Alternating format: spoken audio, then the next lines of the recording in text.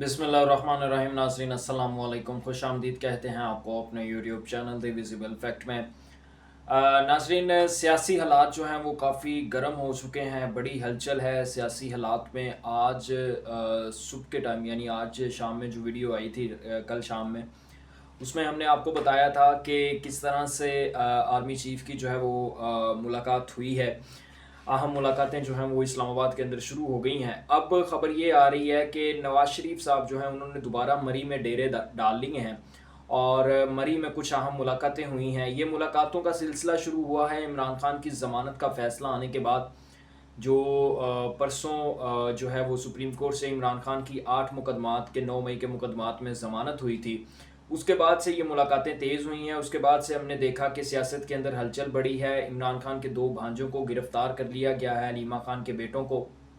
ये तमाम चीज़ें जो हैं वो एक ही तरह से कनेक्टेड हैं। मरी के अंदर कौन कौन सी अहम मुलाकातें हुई हैं, किन किन शख्सियात से मुलाकातें हुई हैं, नवाज़ शरीफ साहब इतने ज़्यादा एक्टिव क्यों एकदम से हो गए हैं सियासत के अंदर, ये चीज़ें आपके साथ डिस्कस करनी है। दूसरा एक बड़ा गर्म मामला जनाब पाकिस्तान की सियासत में और सहाफ़त में, सुहेल वड़ाइच साहब जो है उनकी आर्मी के साथ लड़ाई जो है वो शिद्दत इख्तियार कर गई है।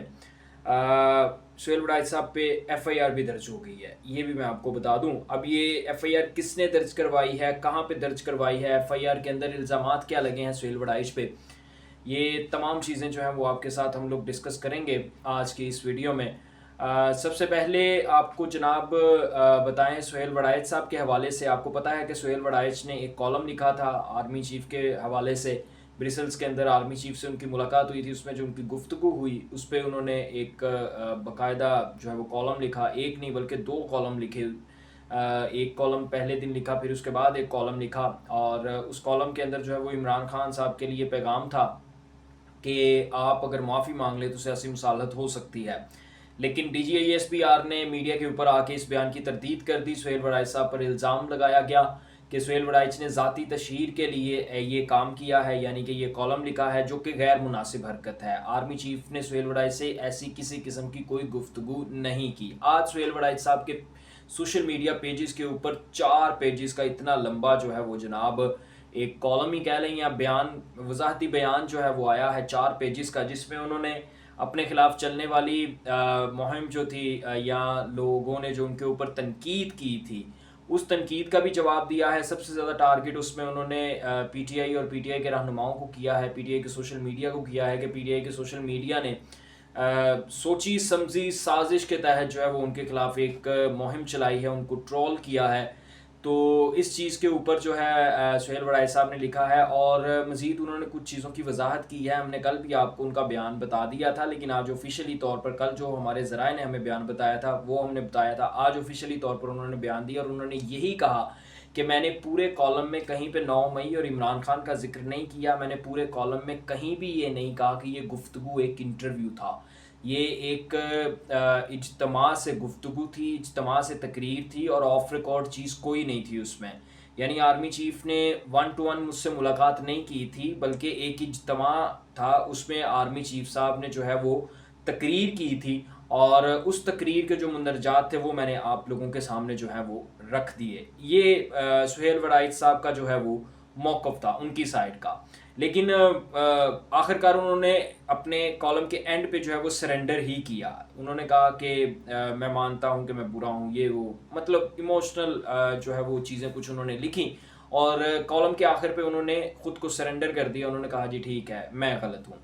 वही चीज़ जो मैंने आपको बताई थी कि सुहेल वड़ाइच साहब कभी भी इस खबर को ऑन नहीं करेंगे, वो कभी भी इस खबर के सामने डटेंगे नहीं कि जी मेरी खबर सही है और ये। लेकिन उन्होंने एक होम्योपैथिक सा जवाब दे दिया कि जी मैंने गुफ्तगू को इंटरव्यू नहीं कहा, और अपने आप को क्लियर करने की जो है वो कोशिश की गई है। ज़ाहिर सी बात है कि उन्होंने अपने आप को क्लियर करना था, उनकी साख जो है वो स्टेक पे थी। लेकिन जो बुरी खबर है जनाब वो ये कि सुहेल वड़ाइच साहब के ऊपर FIR दर्ज हो गई है। लाहौर सांदा के एक रिहायशी हैं, उन्होंने FIA के साइबर क्राइम में सुहेल वड़ाइच साहब के खिलाफ जो है वो दरख्वास्त दी है। दरख्वास्त के अंदर ये मौक़िफ़ अपनाया गया है कि सुहेल वड़ाइच साहब ने army chief field marshal Asif Munir साहब के हवाले से गलत कॉलम लिखा, गलत बातें उनसे मंसूब की, आवाम को गुमराह करने की कोशिश की, झूठ बोला सोशल मीडिया के ऊपर और कॉलम के अंदर। اس لیے جھوٹ بولنے پر اور غلط خبر دینے پر، لوگوں کو گمراہ کرنے پر ان پہ سائبر کرائم کا مقدمہ جو ہے وہ درج کیا جائے۔ سہیل وڈائی صاحب کے لیے جو ہے وہ مشکلات مزید بڑھ گئی ہیں، لیکن اب چونکہ سہیل وڈائی صاحب نے جو ہے وہ سرنڈر کر دی ہے، انہوں نے بات کو ختم کیا ہے، مزید وہ ڈٹے نہیں ہیں اس بات کے اوپر، تو میرا خیال ہے کہ یہ مقدمہ جو ہے وہ خارج ہو جائے گا جلدی اور وہ اس سے باہر آ جائیں گے۔ یہ کوئی بڑی بات نہیں ہے ان کے لیے مقدمہ ہو جانا۔ اب جبکہ اگر سہیل وڈائی صاحب اس کے اوپر ڈٹ جاتے، اپنی خبر پہ ڈٹ جاتے کہ جی نہیں میری خبر بالکل درست ہے، میں آج بھی اپنی خبر کے ساتھ کھڑا ہوں کہ میری فیلڈ مارشل صاحب سے جو ہے وہ ملاقات بھی ہوئی اور انہوں نے یہ باتیں بھی کی، تو پھر سہیل وڈائی صاحب کے لیے مشکلات جو ہیں وہ بڑھ سکتی تھی۔ لیکن ابھی جو ہے وہ جیسے ہی انہوں نے سرنڈر کیا تو اس کے بعد یہ مشکلات کم ہونے کے چانسز جو ہیں وہ بڑھ گئے ہیں۔ تو لیٹس سی، دیکھتے ہیں کہ اس معاملے میں اونٹ جو ہے وہ کس کروٹ بیٹھتا ہے۔ اب آ جاتے ہیں نواز شریف کی ملاقاتوں کی طرف۔